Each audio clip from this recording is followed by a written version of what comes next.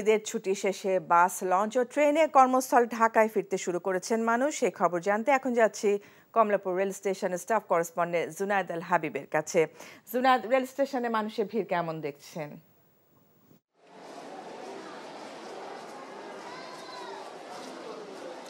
ফারজানা, আপনি জানেন যে আসলে আজকে থেকে সকল ধরনের সরকারি এবং বেসরকারি অফিসগুলো খুলে দেওয়া হয়েছে, খোলার তারিখ।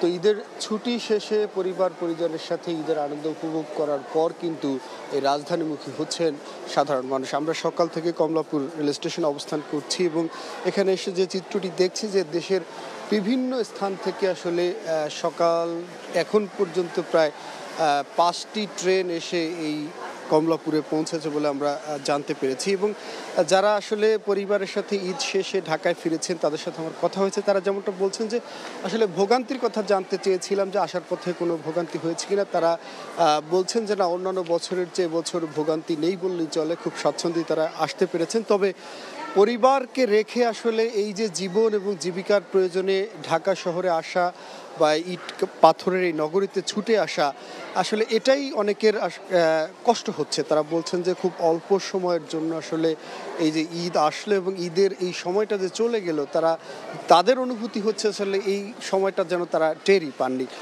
তো আসলে যেহেতু জীবন থেমে থাকবে না, জীবন চলতেই হবে, তাই জীবিকার প্রয়োজনে মানুষকে ঢাকায় আসতে হয়েছে, ছুটে এসেছেন এবং আবারও আসলে কর্মমুখর হয়ে উঠবে এই শহুরে জীবন এবং মানুষ আবারও তার নিয়মিত যে ব্যস্ততা, সেই ব্যস্ততায় কিন্তু ফিরে যাচ্ছে।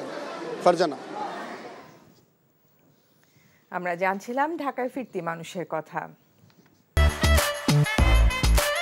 তুমি কি পুরুষ না কাপুরুষ মিয়া? বউর শান্তির লেগে ফ্যামিলিতে তুমি ফাইট দিবা না?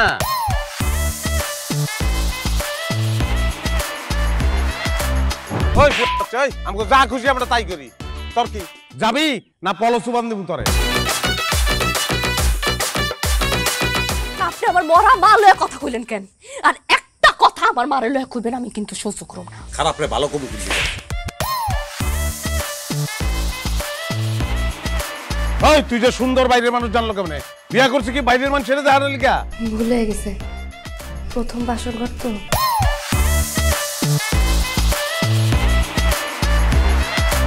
আমার বই আইছে, বইনের জামাই আছে, এগুলিতে দিছো, এগুলো রানছো, একটাও তুমি বিস্কুট রানছো তুমি? যা বাচ্চারাও যাও, দেখছো সমস্যা। হ্যাঁ, আমি কই যাইতেছি এটা দিয়ে আপনি কি করবেন? তুমি বললা পৃথিবীতে কোনো শব্দ নাই। ওকে, লাইট বন্ধ করি তাহলে।